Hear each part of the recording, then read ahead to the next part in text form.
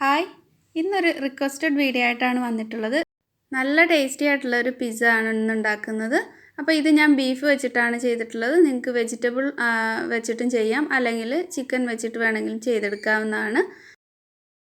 അപ്പോൾ ഈ ഒരു റെസിപ്പി നിങ്ങൾക്ക് ഇഷ്ടമാവുകയാണെങ്കിൽ ലൈക്ക് ചെയ്യുന്ന കാര്യം മറന്നു പോകരുത്. അതുപോലെ സബ്സ്ക്രൈബ് ചെയ്യാതെ കാണുന്ന ഫ്രണ്ട്സ് ഒന്ന് സബ്സ്ക്രൈബ് ചെയ്തിട്ട് സപ്പോർട്ട് ചെയ്യുക. അപ്പോൾ ഈ ഒരു പിസ്സ എങ്ങനെയാണ് വളരെ ഈസി ആയിട്ട് ചെയ്യുന്നതെന്ന് നോക്കാം.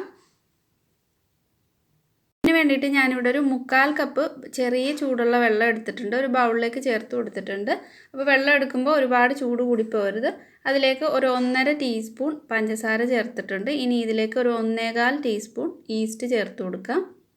അപ്പോൾ നിങ്ങൾ ഇൻസ്റ്റൻറ്റ് ഈസ്റ്റ് എടുക്കുകയാണെങ്കിൽ ഇങ്ങനെ കുതിർക്കാൻ വയ്ക്കേണ്ട ആവശ്യമില്ല. നേരെ തന്നെ മൈദയിലേക്ക് ചേർത്ത് കൊടുത്തിട്ട് ചെറിയ ചൂടുള്ള വെള്ളം ചേർത്തിട്ട് അങ്ങ് മിക്സാക്കി എടുത്താൽ മതി.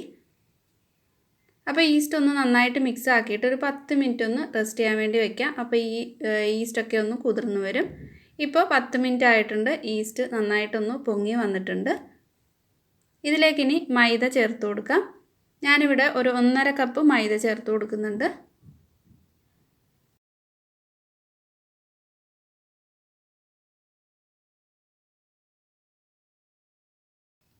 ഇതിലേക്കൊരു 1/2 ടീസ്പൂൺ ഉപ്പ് ചേർക്കാം.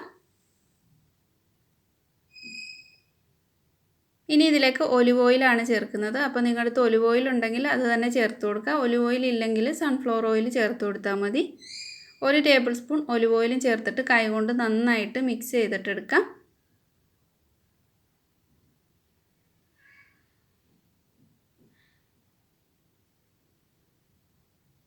കുറച്ച് കയ്യിലൊട്ടുന്ന ഒരു പാകത്തിനാണ് വേണ്ടത്. ഒരുപാട് അങ്ങ് ടൈറ്റായിട്ടിരിക്കരുത് മാവ്.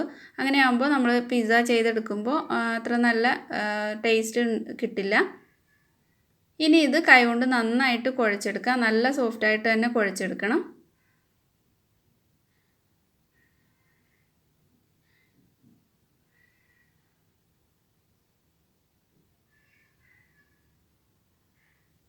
ഇപ്പോൾ നല്ലപോലെ കുഴച്ചെടുത്തിട്ടുണ്ട്. ഇതിൻ്റെ മുകളിലായിട്ട് കുറച്ച് ഒലിവ് ഓയിൽ ഒന്ന് നന്നായിട്ട് സ്പ്രെഡ് ചെയ്ത് കൊടുത്തിട്ട് ഇതൊരു 1 മണിക്കൂറോളം റെസ്റ്റ് ചെയ്യാൻ വേണ്ടി വയ്ക്കാം. ഒന്ന് ഡബിളായി കിട്ടാൻ വേണ്ടിയിട്ട്.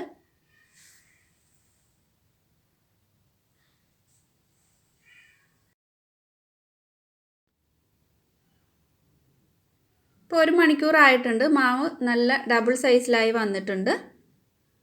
ഇനി ഇത് കൈകൊണ്ടൊന്ന് ചെറുതായിട്ട് ഇതുപോലെ പ്രസ് ചെയ്ത് കൊടുക്കുമ്പോൾ എയർ ബബിൾസ് ഒക്കെ അങ്ങ് പോവും. എന്നിട്ട് ഇതൊന്ന് ഡിവൈഡ് ചെയ്തെടുക്കാം. ഒരു പകുതിയിലും കൂടുതലായിട്ട് ഒരു ബോൾ എടുക്കുന്നുണ്ട്, ഒന്ന് കുറച്ച് എടുക്കുന്നുണ്ട്. അത് ഇതിൻ്റെ ഉള്ളിലായിട്ട് വെക്കാൻ വേണ്ടിയിട്ടാണ്. ആ ചെറിയ സൈസിലുള്ളത് ഒന്ന് ബോളാക്കി എടുത്തിട്ട് ഒന്ന് നന്നായിട്ട് പരത്തിയെടുക്കാം.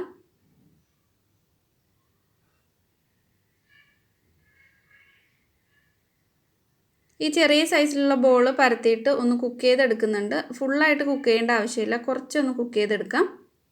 അപ്പോൾ ഞാൻ കുറച്ച് ചപ്പാത്തി പലയിലേക്ക് കുറച്ച് മൈദപ്പൊടി ഒന്ന് വിതറിയിട്ട് നന്നായിട്ടൊന്ന് പരത്തിയെടുക്കുന്നുണ്ട്. നമ്മൾ ചപ്പാത്തിയൊക്കെ പരത്തിയെടുക്കുന്ന പോലെ തന്നെ ഒന്ന് പരത്തിയെടുത്താൽ മതി.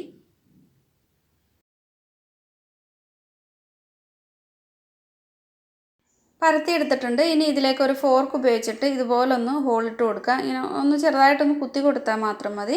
ഇത് ഒന്ന് ബബിളായി വരാതിരിക്കാൻ വേണ്ടിയിട്ടാണ് ഇങ്ങനെ ചെയ്യുന്നത്. നമ്മൾ ഈസ്റ്റൊക്കെ ചേർത്തിട്ടുള്ളതുകൊണ്ട് ഇത് കുക്കാവുമ്പോൾ കുറച്ചൊന്ന് പൊങ്ങി വരും. അപ്പോൾ അങ്ങനെ ആവാതിരിക്കാൻ വേണ്ടിയിട്ടാണ് ഇങ്ങനെ ചെയ്യുന്നത്. ഒരു പാൻ ചൂടാക്കി എടുത്തിട്ടുണ്ട്. ഇനി ഇതൊന്ന് കുക്ക് ചെയ്തെടുക്കാം. അപ്പോൾ ഇത് ഒരുപാട് കുക്ക് ചെയ്തിട്ട് മൊരിച്ചെടുക്കേണ്ട ആവശ്യമില്ല. ജസ്റ്റ് ഒന്ന് കുക്ക് ചെയ്തെടുത്താൽ മതി ഓരോ സൈഡും. ഒന്ന് ഇതുപോലെ ചെറുതായിട്ട് ബബിൾ വരുമ്പോൾ തന്നെ ഒന്ന് മറിച്ചിട്ട് കൊടുക്കാം. ഇപ്പോൾ ഇത് കുക്കായി വന്നിട്ടുണ്ട്. ഇനി ഇത് മാറ്റി വയ്ക്കാം.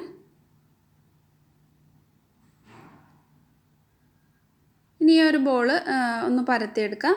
വേണമെന്നുണ്ടെങ്കിൽ ഈ നമ്മൾ ഏത് ബേക്ക് ചെയ്യുന്ന പാത്രത്തിലേക്ക് വെച്ചിട്ട് തന്നെ കൈ കൊണ്ടങ്ങ് സ്പ്രെഡ് ചെയ്തെടുത്താൽ മതി. ഞാനിപ്പോൾ ഇത് നമ്മൾ ചപ്പാത്തിയൊക്കെ പരത്തുന്ന പോലെ തന്നെ നന്നായിട്ട് തന്നെ ഒന്ന് പരത്തിയെടുക്കുന്നുണ്ട്. കാരണം ഇത് കുറച്ച് നല്ല കനത്തിലാണ് വരുന്നത്. മറ്റേ നമ്മൾ 2 പീസ് വയ്ക്കുന്നത് കൊണ്ട്, പിന്നെ അതിൻ്റെ ഉള്ളിൽ ചീസിൻ്റെ ഫില്ലിംഗ് ഒക്കെ വരുന്നുണ്ട്. അപ്പോൾ ഒന്ന് കുറച്ച് കനം കുറച്ചിട്ട് പരത്തിയെടുക്കുന്നതായിരിക്കും നല്ലത്. ബേക്കിംഗ് ട്രേയിലേക്ക് വെച്ചിട്ട് നന്നായിട്ടൊന്ന് നിരത്തി വെച്ച് കൊടുത്തിട്ടുണ്ട്. എന്നിട്ട് അതും നേരത്തെ ചെയ്ത പോലെ തന്നെ ഫോർക്ക് വെച്ചിട്ട് ഇതുപോലൊന്ന് ചെയ്തെടുക്കാം. ഇത് കുക്ക് ചെയ്തെടുക്കേണ്ട ആവശ്യമില്ല.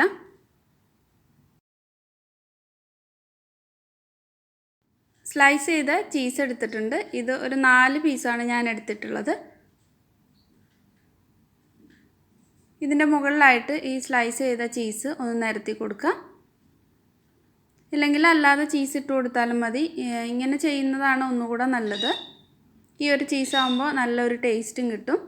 അതിൻ്റെ മുകളിലായിട്ട് നമ്മൾ നേരത്തെ കുക്ക് ചെയ്തിട്ടുള്ളത് എടുത്ത് വെച്ച് കൊടുത്തിട്ട് ഈ താഴ്ന്ന് ഇങ്ങനെ ഒന്ന് ഫോൾഡ് ചെയ്ത് കൊടുക്കണം. സൈഡെല്ലാം ഒന്ന് നന്നായിട്ടൊന്ന് മടക്കിയിട്ട് ഒന്ന് ഒട്ടിച്ചു ചെറുതായിട്ട് കൈ കൊണ്ടൊന്ന് പ്രസ് ചെയ്ത് കൊടുത്താൽ മതി. അപ്പോൾ സൈഡ് കുറച്ച് കനത്തിൽ കിട്ടും. അത് ബേക്കായിട്ട് മൊരിഞ്ഞിട്ട് വരുമ്പോൾ ഒരു നല്ല ടേസ്റ്റും ഉണ്ടാവും.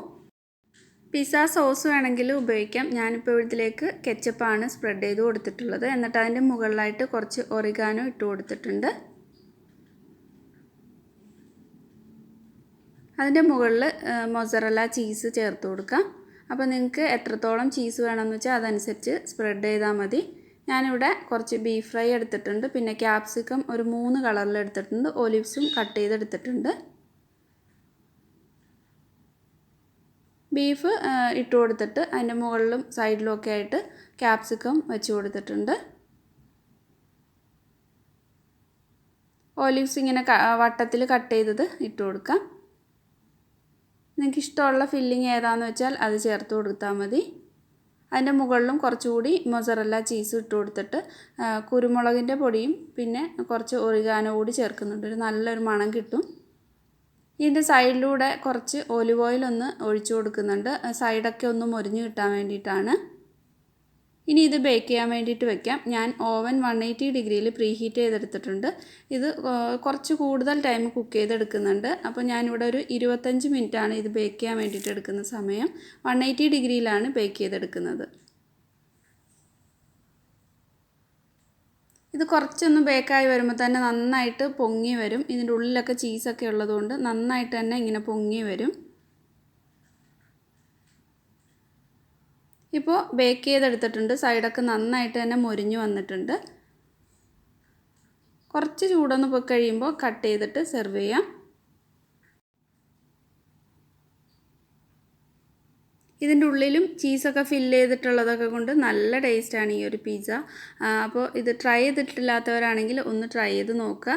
ഇതിൻ്റെ ഉള്ളൊക്കെ നന്നായിട്ട് തന്നെ കുക്കായിട്ടുണ്ട്. അടിഭാഗമൊക്കെ കുറച്ചൊന്ന് മുരിഞ്ഞിട്ടേ ഉള്ളൂ. സൈഡൊക്കെ നല്ലപോലെ തന്നെ മുരിഞ്ഞിട്ടുണ്ട്.